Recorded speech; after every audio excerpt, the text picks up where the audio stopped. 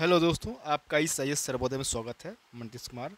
आज आपको 6 NCERT का ये 5वां चैप्टर है। आपको में राज्य, राजा और एक प्राचीन गणराज्य, ये तीनों बारे में समझेंगे कि राज्य क्या होता है, राजा क्या है, गणराज्य, दोनों का क्या काम है, क्या क्या होते हैं। कृपया आप लोगों से ये गुजारिश करूँगा कि आप लोग इस वीडियो को लाइक, शेयर और सब्सक्राइब जरूर करें। जो इससे क्या होगा कि आपका आने वाले जो नोटिफिकेशन होगा आसानी से प्राप्त हो जाएगा और हमें मोटिवेशन भी प्राप्त होगी। इसलिए कि मैं आप लोगों से विनती भी करूंगा कि आप लोग इस चैनल को शेयर और सब्सक्राइब जरूर करेंगे और वीडियो को शुरू से लास्ट तक जरूर देखें। जिन्होंने भी इससे पहले का जो हमारे 4 चैप्टर्स हुए हैं हिस्ट्री के, उसको भी जरूर देखें। फिर आपको जो भी आगामी जो एग्ज़ाम है, जैसे सुपर टेट और बीपीएससी का भी है आपका 30 सितंबर को। 30 सितंबर से पहले आपका सुपर टेट ही एग्ज़ाम हो जाएगा, अगस्त में हो जाएगा। ये 30 में ये है, तो इसके लिए आपको बहुत ही हेल्पफुल ये सेशन होगा, इसलिए आप इसको जरूर देखें। क्योंकि क्या है कि एनसीईआरटी में आपका बेसिक कॉन्सेप्ट रहता है और एनसीईआरटी का ये निचोड़ नोट्स है आपका। एनसीईआरटी से जो आप नोट्स तैयार करेंगे और ये सरल भाषा में दिया गया था। आप इसको पीडीएफ भी परचेज कर सकते हैं, हमारा ये 499 में है और इसके आपको डिस्क्रिप्शन बॉक्स में इसका नंबर कॉल और या व्हाट्सएप भी कर सकते हैं। आप लोगों से गुजारिश रहेगा कि आप लोग जितना इसको शेयर करेंगे जो इससे क्या होगा कि जो तैयारी करने वाले हैं उनको भी ज़्यादा हेल्प मिलेगा, मदद मिलेगी उनको। इसलिए वीडियो को ज़्यादा से ज़्यादा शेयर करने का जरूर प्रयास करेंगे और आप लोग इस वीडियो को जितना हो सके उतना शेयर और सब्सक्राइब जरूर करें। जिससे क्या होगा कि हमें मोटिवेशन प्राप्त होगी और अच्छे अच्छे सेशन में लेके आऊँगा आप लोग के लिए। चलिए, आज का जो सेशन है हमारा 5वां चैप्टर है और सबसे पहला टॉपिक हमारा राज्य। राज्य होता क्या है, अगर समझेंगे कि राज्य क्या है।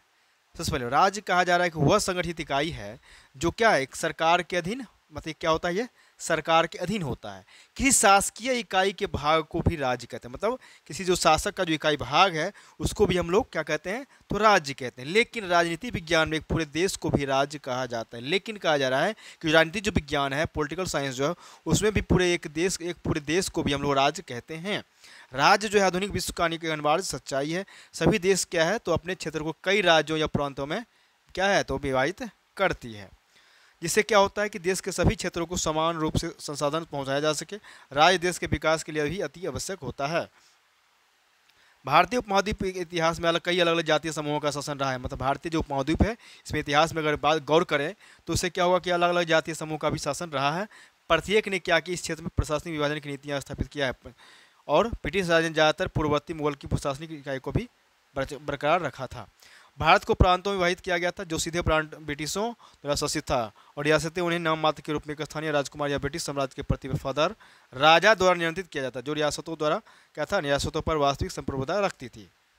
आगे बात करेंगे परिभाषा। फिर क्या है कि राज्य जो है संस्थाओं का एक विशिष्ट समूह है। क्या है राज्य, तो एक संस्थाओं का एक विशिष्ट समूह होता है जिसके पास समाज को नियंत्रित करने वाले नियम बनाने का भी अधिकार है। जो राज्य जो है उसको क्या है, तो पूरा जो समाज है उसको उसके बारे में नियम बनाने का भी अधिकार किसको है, तो राज्य को है।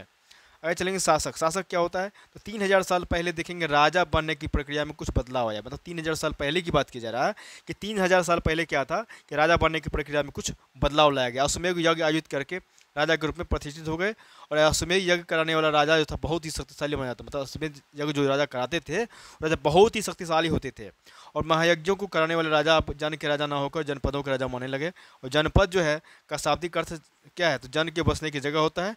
चाणक्य ने शासक बनने और सत्ता संभालने से संबंधित क्या नीतियाँ अपनाई। चाणक्य कहता है जो शासक, क्या कहे, चाणक्य जो है उनको कहना है कि जो शासक धर्म में आस्था रखता है वही देश के जनमानस को सुख पहुंचा सकता है। क्या करता है, मतलब जो शासक, वैसा शासक जो धर्म में आस्था रखता हो वही देश के जो जनमानस उसको सुख पहुंचा सकता है। सद्विचार और सदाचरण को धर्म माना गया जाता है। मतलब उनका कहना है सद्विचार और सदाचरण जो है उससे उसको धर्म माना जाता है, जिसमें ये 2 गुण है वही राजा बनने के योग्य हो। जिसमें ये दोनों 2 गुण होगा वही राजा बनने के योग्य होगा। कौन सा है, जो राजा प्रजा का पालन करने के लिए धन की समुचित व्यवस्था रखता है और राज्य संचालन के लिए यथोचित राजकोष एकत्र कर रखता है, उसकी सुरक्षा को कभी भय नहीं हो सकता है, कभी डर नहीं हो सकता। दूसरा है, एक योग्य राजा को सदैव अपने पड़ोसी राजा के हितों का ध्यान रखना चाहिए। मतलब एक योग्य जो राजा है उसका जो अपना पड़ोसी राज्य है, राजा जो बगल के हैं, उनको भी हित का भी ध्यान रखना चाहिए और हमेशा सावधान रहना चाहिए। क्योंकि प्रायः ही देखा जाता है कि सीमा के निकट वाले राज्य जो है किसी न किसी बात में आपस में लड़ जाते हैं या लड़ पड़ते हैं। एक शत्रु बन जाते हैं, एक दूसरे के शत्रु बन जाते हैं आपस में वो, जिससे क्या दोनों ही राज्यों का नुकसान होता है। किसी भी कार्य को शुरू करने से पहले 3 सवाल अपने आप में जरूर पूछें। मतलब कोई भी कार्य अगर आप शुरू कर रहे हैं या तैयारी ही कर रहे हैं यूपीएससी का, बीपीएससी का, या कोई भी एक नया कार्य का अगर शुरुआत कर रहे हैं, तो शुरुआत करने से पहले 3 सवाल अपने आप में पूछें। मैं यह क्यों कर रहा हूँ? अगर समझें बीपीएससी की आपने तैयारी कर रहा है तो आपको समझना चाहिए कि मैं यह क्यों तैयारी कर रहा हूँ, क्या रीज़न है, इसका परिणाम क्या होगा, क्या सफलता मिलेगी। ये 3 क्वेश्चन है।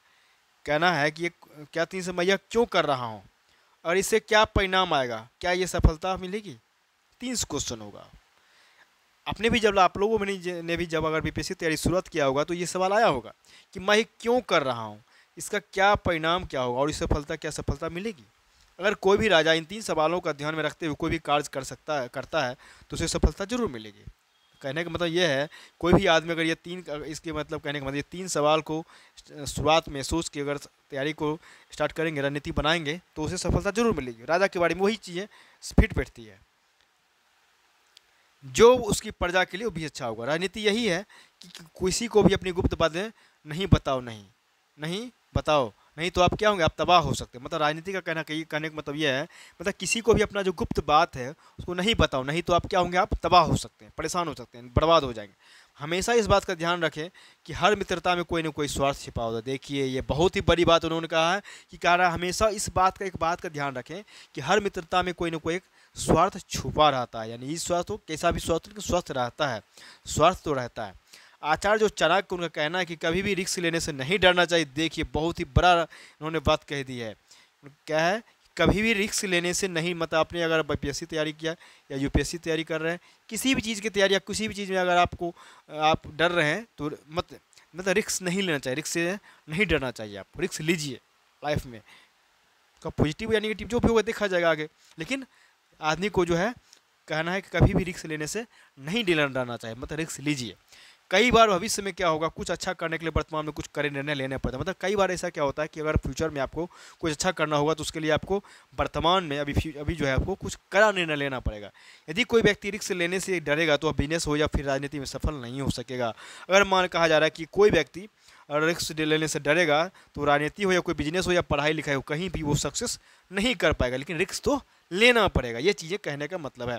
चाणक्य नीति के मुताबिक अगर बात की सफलता पाने के लिए कुछ कड़े फैसले अवश्य होना चाहिए। मतलब चाणक्य नीति भी कहती है कि अगर आप सफलता पाने के लिए आपको कुछ कड़े फैसले अवश्य लेना होगा। अब बात करेंगे हम अश्वमेध यज्ञ की। इस यज्ञ को एक रख घोड़े को राजा के लोगों की देखरेख में स्वतंत्र विचरण के लिए छोड़ दिया जाता था। इस घोड़े को किसी दूसरे राजा ने रोका तो वहाँ उसे अश्वमेध यज्ञ करने वाले राजा से युद्ध करना होगा। अगर उसे जाने दिया तो अश्वमेध यज्ञ वाला राजा अधिक शक्तिशाली है। मतलब मान लिया अश्वमेध यज्ञ का मतलब यह है कि एक राजा क्या है, अपना एक घोड़ा छोड़ दिया, तो घोड़ा छोड़ दिया तो किसी दूसरे राजा जो है अगर उस घोड़े को रोक दिया तो क्या होगा, उसको उस राजा से उसको युद्ध करना पड़ेगा। अगर जाने दे दिया तो अश्वमेध वाला जो अश्वमेध यज्ञ वाले राजा जो हैं वो अधिक शक्तिशाली कहलाएंगे। यज्ञ पुरोहित द्वारा संपन्न होता था। विभिन्न राजों को अपमानित भी किया जाता था। वर्ण के बारे में चर्चा किया जाए। वर्ण क्या है, पुरोहितों को ने लोगों के 4 वर्गों में विभाजित किया है। ब्राह्मण, क्षत्रिय, वैश्य, शूद्र। मतलब वेदों का अध्ययन करने और यज्ञ कराने वाला ब्राह्मण, क्षत्रिय युद्ध करने लोगों की रक्षा करने वाला, वैश्य कृषक भी है, पशुपालक और व्यापारी, ये तीनों वैश्य ही होता है। शूद्र इन तीनों वर्णों की ये तीनों को ये सेवा करने वाला ये क्या है, तो शूद्र कहलाता है। आगे चलेंगे उत्तर वैदिक ग्रंथ। जो ग्रंथ ऋग्वेद में रचे गए, सामवेद, यजुर्वेद, अथर्ववेद, उपनिषद। वर्ण वैदिक काल में समाज स्पष्ट रूप से वर्णों में विभक्त था। सामाजिक व्यवस्था, उत्तर वैदिक कालीन व्यवस्था और धार्मिक व्यवस्था। अब समझेंगे हम लोग सामाजिक व्यवस्था क्या होता है। तो इस काल में ब्राह्मणों ने समाज में अपनी श्रेष्ठता स्थापित कर ली थी। क्षत्रियों ने योद्धा वर्ग का प्रतिनिधित्व किया, उन्हें जनता का रक्षक माना गया। उन्हें क्या माना गया, तो जनता का रक्षक माना गया। यह राजा का चुनाव इसी वर्ग से किया जाता था। वैश्यों ने व्यापार, कृषि और विभिन्न दस्तकारी के धंधे ऋग्वैदिक काल से ही अपना लिए थे और उत्तर वैदिक काल में एक प्रमुख करदाता बन गए थे। शूद्रों का काम तीनों उच्च वर्ग की सेवा करना था। इस वर्ग के सभी लोग क्या थे, श्रमिक थे। उत्तर वैदिक काल में तीनों उच्च वर्गों और शूद्रों के मध्य स्पष्ट विभाजन रेखा उपनयन संस्कार के रूप में देखने को मिलती है। स्त्रियों को समानता निम्न दर्जा दिया जाने लगा और समाज में स्त्रियों को सम्मान प्राप्त था। परंतु ऋग्वैदिक काल की अपेक्षा इसमें कुछ गिरावट आ गई थी। लड़कियों को उच्च दी जाती थी। पारिवारिक जीवन ऋग्वेद के समान था। समाज पिता सत्तात्मक था, जिसका स्वामी पिता होता था। उस काल में स्त्रियों को पैतृक संबंधी कुछ अधिकार भी प्राप्त थे। उत्तर वैदिक काल में गोत्र व्यवस्था स्थापित हुई। गोत्र शब्द का अर्थ क्या होता है, वह स्थान जहाँ समूचे कुल के गोधन को एक साथ रखा जाता था। परंतु बाद में इस शब्द का अर्थ एक मूल रूप से देखा जाए तो पुरुषों का वंशज कहा गया। उत्तर वैदिक काल में देखेंगे 3 आश्रम, मतलब ब्रह्मचर्य, गृहस्थ और वानप्रस्थ की जानकारी मिलती है। चौथे आश्रम संन्यास की अभी स्पष्ट स्थापना नहीं हुआ था। सर्वप्रथम चारों आश्रमों का उल्लेख ज्वाली उपनिषद में प्राप्त होता है। उत्तर वैदिक कालीन अर्थव्यवस्था मतलब पशुपालन का महत्व कायम था। गाय और घोड़ा जो है अभी भी कार्यों के लिए उपयोगी था। वैदिक साहित्यों से पता चलता है कि लोग देवताओं से पशु की वृद्धि के लिए प्रार्थना करते थे। यब गौ ब्रीही धान मार उड़द गुड़द मूंग गोधूम गेहूँ मसूर आदि कारखानों के आदि खाद्यान्नों का वर्णन यजुर्वेद में प्राप्त मिलता है। उत्तर वैदिक काल में जीवन में स्थिरता आ जाने के बाद वाणिज्य एवं व्यापार की तीव्र गति से विकास हुआ। इस काल के आर्य समुद्रिक व्यापार से परिचित हो चुके थे। ठीक है।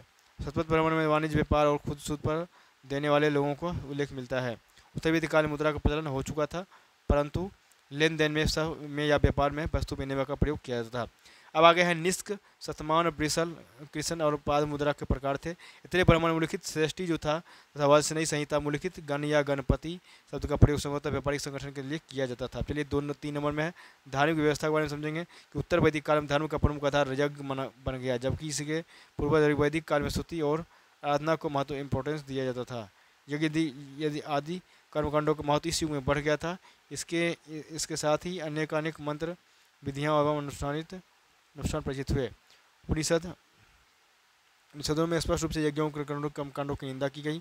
इस काल में मेघवादी देवता चिंद्र अग्नि और वायु रूपी महत्वहीन काल हो गए। इनका स्थान प्रजापति विष्णु और रुद्र ने ले लिया। प्रजापति को सर्वोच्च देवता माना गया, जबकि परीक्षित को मृत्यु लोक का देवता कहा गया। उत्तर वैदिक काल में वासुदेव संप्रदाय एवं छह दर्शन सांख्य योग न्याय वैशेषिक पूर्वमीमांसा उत्तर मीमांसा का आविर्भाव हुआ। जनपद मतलब क्या? जनपद का मतलब क्या होता है? जनपद मतलब शाब्दिक अर्थ होता है जन के बसने की जगह होता है। महायज्ञों को करने वाले राजा अब जन के राजा न होकर जनपदों के राजा माने जाने लगे। इनमें लोग झोपड़ियों में रहते थे और मवेशी तथा जानवरों को पालते थे। चावल गेहूँ धान जौ दाल तिल सरसों उगाते थे। कुछ जनपद हैं दिल्ली पुराना किला, उत्तर प्रदेश हस्तिनापुर, एटा रंजीखेड़ा जनपद प्राचीन भारत के वैदिक काल या उत्तर वैदिक काल में राजनीतिक इलाका गणतंत्र का राज था। उत्तर भारत में इन्हन कहा जा रहा है। उत्तर भारत में इन्हन वैदिक काल में 20 या बाद में महाजनपद सभा के बीच में कड़ी रूप में देखा जाने लगा। बाद में भारत के अनुसार भारत के मुख्यतः 16 जनपदों में स्थापित किया गया। जैन हरिवंश पुराण में प्राचीन भारत में 18 महाराज थे। पाली साहित्य के प्राचीनतम ग्रंथ उत्तर निकाय में भगवान बुद्ध से पहले 16 महाजनपदों का उल्लेख मिलता है। इन 16 महाजनपदों में एक था जिसका नाम था कंबोज। अब चलते हैं जनपद के महाजनपद क्या होता है? तो 2500 साल पहले अगर बात करें कुछ जनपद जो अधिक महत्वपूर्ण हो गया था इन्हें महाजनपद कहा जाने लगा। अधिकतर महाजनपदों की एक राजधानी होती थी। कई राजधानियों में किलेबंदी की गई थी, अर्थात इन चारों और विशाल ऊंची प्रभावशाली दीवार खड़ी कर अपनी समृद्धि और शक्ति का प्रदर्शन भी करती थी। इस तरह क्षेत्रों में नियंत्रण रखना भी सरल हो गया। आप देखिए ये सब चीज़ें दिया हुआ चाहिए, यहाँ देख ही रहे हैं चीज़ें फिगर में आप देख लेंगे। कंबोज है, गंधार है, कुरु है, सुरसेन, मत्स्य, अवंती है, चेदी है, वत्स है, कौशाम्बी है, मल, कौशल, पंचाल, श्रावस्ती, कपिलवस्तु, लिच्छवी, काशी, मगध, अस्मक ये सब है। आगे चलेंगे। प्राचीन काल के इतिहास में 6ठी शताब्दी ईसा पूर्व को एक महत्वपूर्ण परिवर्तनकाली काल माना जाता है। इस काल को प्रायः आरंभिक राज्यों नगरों और लोहे के बढ़ते प्रयोग और सिक्कों के विकास के साथ जोड़ा जाता है। इसी काल में शुद्ध सभ्यता के बाद भारत में नगरीकरण की दूसरी प्रक्रिया प्रारंभ हुई और इस में बौद्ध तथा जैन सहित विभिन्न दार्शनिक विचारधाराओं का विकास हुआ। बौद्ध और जैन धर्म के धार्मिक ग्रंथों में 16 महाजनपद का उल्लेख मिलता है। जनपद शब्द का अर्थ है ऐसा भूखंड जहाँ जन अथवा लोग अपने पाँव रखते हो। मतलब जनपद का अर्थ क्या होता है? ऐसा भूखंड जहाँ जन अथवा लोग जो अपना पाँव रखते हैं, अर्थात बस गए, अर्थात पाँव रखने का मतलब क्या? बस जाना। इस शब्द का प्रयोग सहित संस्कृत एवं प्राकृत दोनों भाषाओं में मिलता है। इस प्रकार महाजनपद का अर्थ बड़ी राजनीतिक भौगोलिक इकाइयों के तौर पर लिया जा सकता है। ग्रामीण और नगरीय दोनों प्रकार की परिधियों के साथ ही तो इन महाजनपदों की विशेषता थी। यह उत्तर वैदिक काल का वह समय था जब भारत में शुद्ध सभ्यता के बाद दूसरा नगरीकरण हो रहा था। इसे ही महाजनपद आज के उत्तरी अफगानिस्तान से पूर्वी बिहार तक और दक्षिणी महाभारत में गोदावरी नदी के बेसिन तक फैले हुए थे। कालांतर में बाद महाजनपद इन सभी महाजनपदों में शक्तिशाली उभरा और भारत का प्रथम साम्राज्य बना। बौद्ध ग्रंथों में भारत को 5 भागों में विभाजित किया गया। उत्तरापद फिर पश्चिम उत्तर भाग, मध्य देश, प्राची पूर्वी भाग, दक्षिणापद और उपरांत पश्चिम भाग। यद्यपि जनपदों के नाम की सूची इन ग्रंथों में एक समान नहीं है। मतलब देखा जाए तो महाजनपद की जो सूची है, लिस्ट है, वो एक समान नहीं है। लेकिन बहुत परिवर्तन के साथ जैन ग्रंथ भी 16 महाजनपद की पुष्टि करते हैं। ये 16 महाजनपद देखेंगे। काशी आपका है, कौशल, अंग, मगध, वज्जी, मल्ल, चेदी, वत्स, वस, कुरु, पंचाल, मतस, भूसेन, असमक, अवंती, गंधर, कम्बोज। चलिए, 16 महत्वपूर्ण की राजधानी और उसकी स्थिति। अंग अंग कहाँ है? तो चंपा में है उनकी राजधानी। बगलपुर मुंगेर के आसपास का क्षेत्र पूर्वी बिहार में। मगध, राजगीर, वैशाली, पाटलिपुत्र, पटना, गया, मगध के आसपास का क्षेत्र मध्य दक्षिणी बिहार। महाजनपद में सर्वाधिक शक्तिशाली। काशी, वाराणसी, आधुनिक बनारस उत्तर प्रदेश। बस्त, कौशाम्बी, इलाहाबाद, इलाहाबाद और प्रयागराज उत्तर प्रदेश। पणजी, वैशाली, विजय, मिथिला। दरभंगा, मधुबनी के आसपास का क्षेत्र। कौशल, श्रावस्ती। अयोध्या, फैजाबाद के आसपास का क्षेत्र उत्तर प्रदेश। उज्जैन, महासमती, मलवा मध्य प्रदेश। कुशावती, देवरिया उत्तर प्रदेश। सही क्षेत्र कंपिल, उत्तरी उत्तर प्रदेश। शक्तिमती, बुंदेलखंड उत्तर प्रदेश और मध्य प्रदेश। आगे है इंद्रप्रस्थ, दिल्ली में हरियाणा के आसपास। विराटनगर, जयपुर राजस्थान। हाटक, हाजरा उत्तर प्रदेश। मथुरा, आधुनिक मथुरा उत्तर प्रदेश। पोतन, दक्षिण भारत की गोदावरी नदी के आसपास का क्षेत्र। दक्षिण भारत का एकमात्र, देखिए ये आपको दक्षिण भारत का एकमात्र महाजनपद है। तक्षशिला, पेशावर और रावलपिंडी के आसपास का क्षेत्र। पाकिस्तान में है भी। अवंती के बारे में समझेंगे कि इनका पहचान मध्य प्रदेश का आधुनिक मालवा क्षेत्र की जा सकता है। विंध्य पर्वत श्रृंखला इसे दो भाग विभाजित करती थी, उत्तरी अवंती और दक्षिणी अवंती। मतलब अवंती का दो भाग बांटा गया, उत्तरी अवंती और दक्षिणी अवंती। उत्तरी अवंती की राजधानी उज्जैनी और दक्षिणी अवंती की राजधानी महेशमती। आधुनिक का नाम महेश्वर है। ये दोनों राजधानी उत्तर भारत की एक ओर दक्कन से और दूसरी ओर समुद्री तट के बंदरगाह से जोड़ने वाले व्यापारिक मार्ग पर स्थित होने के कारण अत्यंत महत्वपूर्ण था। प्राचीन काल में यहाँ अय्यर वंश का शासन का प्रद्योत यहाँ का प्रतापी शासक हुआ। अस्मक या अशक, पाणिनि की अष्टाध्यायी, मार्कंडेय पुराण संहिता एवं कई यूनानी स्रोतों के अनुसार अस्मक के राज्य उत्तर पश्चिम भारत में स्थित था, जबकि बौद्ध ग्रंथों के अनुसार यह नर्मदा और गोदावरी नदियों के बीच स्थित था और दक्षिण भारत का एकमात्र महाजनपद था। इस प्रदेश की राजधानी पोटन, मतलब जिसे भोवन में चिन्हित किया जाता है। इस राज्य के राजा इक्ष्वाकु वंश थे। इस राज्य के राजा कौन थे? इक्ष्वाकु वंश के थे। इसका अवंती के साथ निरंतर संघर्ष चलता रहता था और अंततः यह राजा अवंती के अधीन हो गया बाद में। अंग के बारे में समझेंगे। अंग क्या है? तो अंग जो है यह मगध के पूर्व में बिहार के वर्तमान मुंगेर और भागलपुर के आसपास का क्षेत्र था। यह चंपा नदी, आधुनिक चंदन नदी द्वारा मगध से अलग होता था। इसकी राजधानी भी चंपा थी। इसे ही पहले मालिनी नाम से भी जाना जाता था। जिसे पहले मालिनी के नाम से जाना जाता। चंपा उस भारत के सबसे प्रसिद्ध नगरों में से एक थी। अंग का मगध के साथ हमेशा संघर्ष होता रहता था। अंग जो है उसका मगध के साथ हमेशा संघर्ष रहता था। अंत में मगध ने इस राज्य को पराजित कर अपने में मिला लिया। महाभारत एक प्रसिद्ध राजा राजा कर्ण इस अंग देश का ही राजा था। दीघ निकाय के अनुसार महाकोविंद ने इस नगर की निर्माण योजना बनाई थी। बिंबिसार ने अंग को शासक ब्रह्मदत्त को हराकर, ठीक है, बिंबिसार ने अंग के शासक ब्रह्मदत्त को हराकर इस राज्य को मगध साम्राज्य में समाहित कर लिया। तत्पश्चात अजातशत्रु को अंग का उपराजा नियुक्त किया गया। कंबोज, यह गांधार कश्मीर के उत्तर में आधुनिक कहाँ है? यह गांधार कश्मीर के उत्तर में आधुनिक पामीर का पठार क्षेत्र में स्थित था। यह राजौरी व हजरा क्षेत्र आते थे। हाटक या राजापुर इस राज्य की राजधानी थी। वर्तमान यह भारत से बाहर स्थापित है। चंद्रवर्धन और सुदक्षिणा इसके दो प्रसिद्ध शासक हुए। अब चलेंगे काशी। काशी का राज्य उत्तर में करुणा और दक्षिण में अस्सी नदी के बीच बसा था। इसकी राजधानी उत्तर प्रदेश का वर्तमान बनारस, जिसका वाराणसी नाम वरुणा और अस्सी नदियों के नाम पर ही पड़ा है। जैसे तीर्थंकर पार्श्वनाथ के पिता हुसैन काशी के राजा थे। इसका कौशल मगध वांग राज्य के साथ संघर्ष चलता रहता था। गुत्तिल कथा के अनुसार काशी नगरी 12 नियोजन का योजना विस्तृत था। इस भारतवर्ष की सर्वप्रथम नगरी थी, अतः इसे कोसल राज्य में मिला जाएगा। कुरु परंपराओं अनुसार देखें तो युधिष्ठिर के परिवार द्वारा शासित था। इसकी राजधानी आधुनिक प्रस्थ बाद में 7वीं शताब्दी में तोमर राजपूतों द्वारा दिल्ली नाम स्थापित किया गया था। इस महाजनपद में आधुनिक हरियाणा तथा दिल्ली के यमुना नदी के तट पर जो भी है शामिल थे। जैनों के उत्तराध्ययन सूत्र ग्रंथ में यहाँ के इक्ष्वाकु नामक राजा का उल्लेख मिलता है।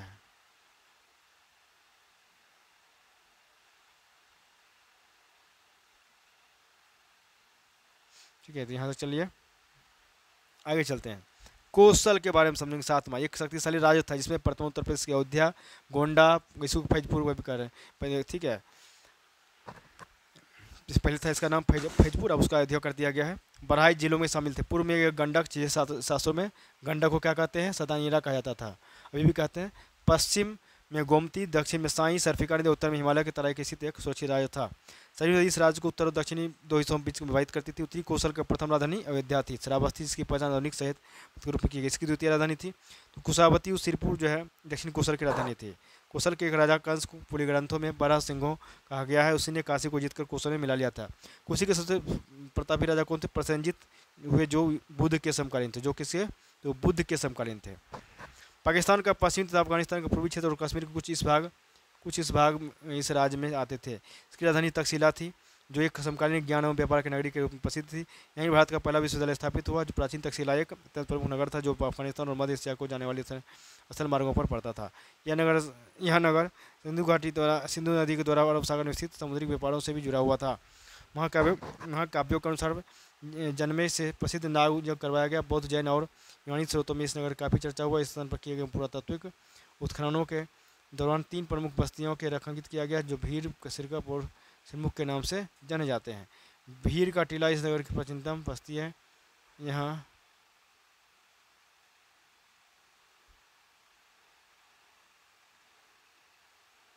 ठीक है। ज्ञातव्य है कि गंधर का यह राज अब को आधुनिक कंधार से अलग है, जो इस क्षेत्र के दक्षिण में स्थित है। पुष्पति या पुष्करहीन 6वीं शताब्दी में यहाँ का प्रसिद्ध शासक हुआ, जिसने अवंती को पराजित किया था। तक्षशिला की खोज अलेक्जेंडर कलिंगम द्वारा पुरातत्व ने 1871 में किया था। भारतीय पुरातत्व खोज अलेक्जेंडर कलिंगम नामक पुरातत्व ने 1871 में किया था, जो कि भारतीय पुरातत्व सर्वेक्षण एएससी के प्रथम महानिदेशक थे। इसके अलावा उन्हें सुघन, ऐच्छत्र और संगन और विराट, श्रावस्ती, कौशाम्बी, तमावती, पेंदमावती, वैशाली, नालंदा इत्यादि जैसे तैसे ऐतिहासिक स्थलों का भी खोज का श्रेय दिया था। चेदी वर्तमान में उत्तर प्रदेश के बुंदेलखंड का क्षेत्र था। इसकी राजधानी शक्तिमती थी, जो सेट्टीमठी,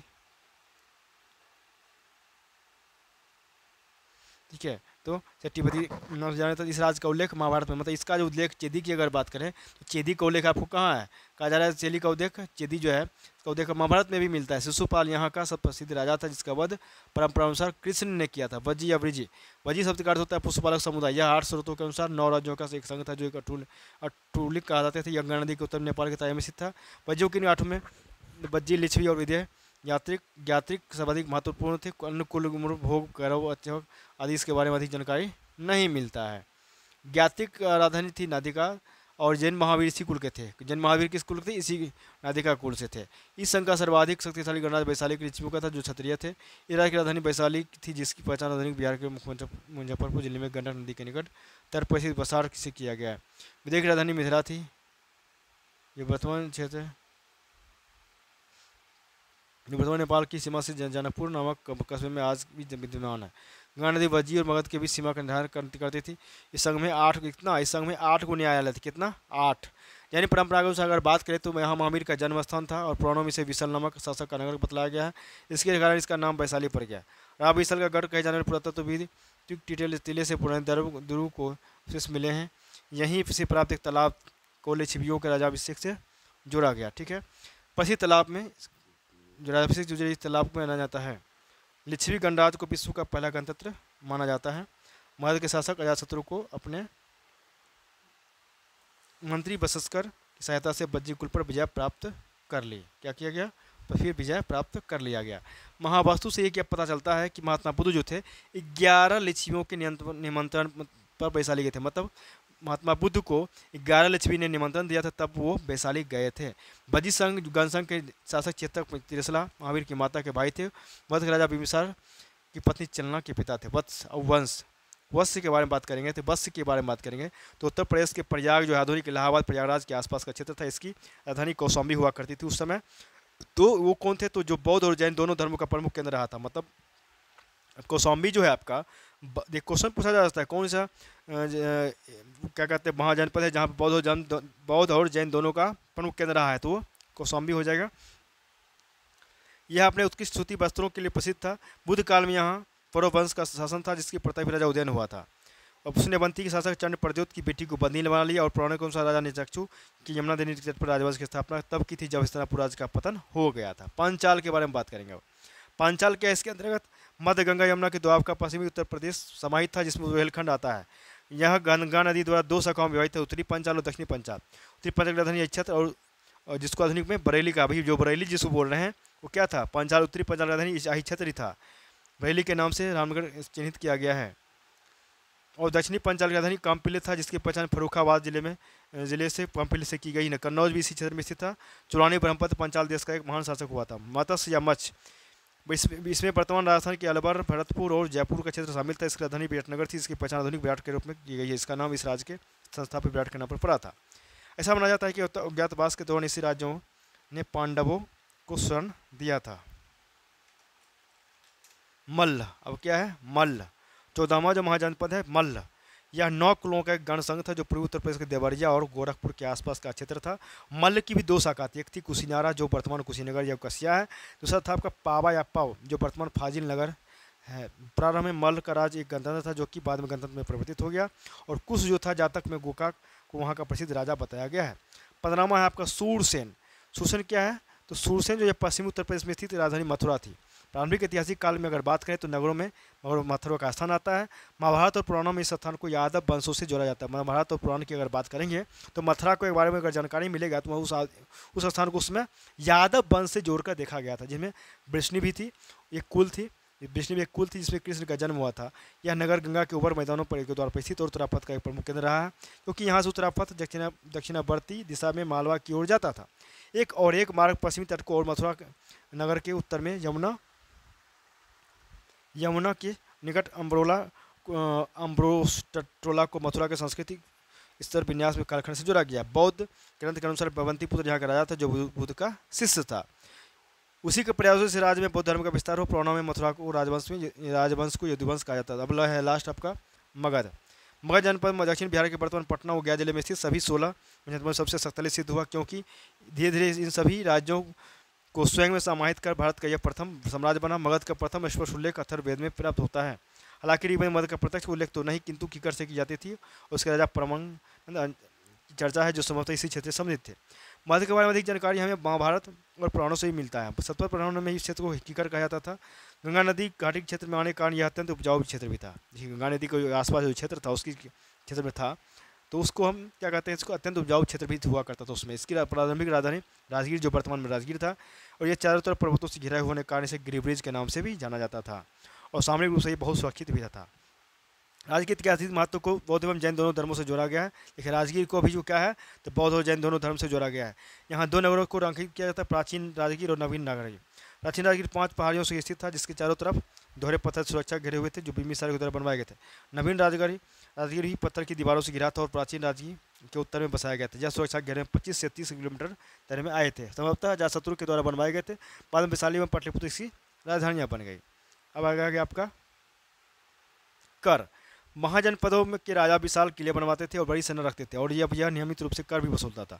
अधिकांश लोग जो थे कृषक ही हिस्सा थे और फसल का उपज 1/6 भाग लेते थे।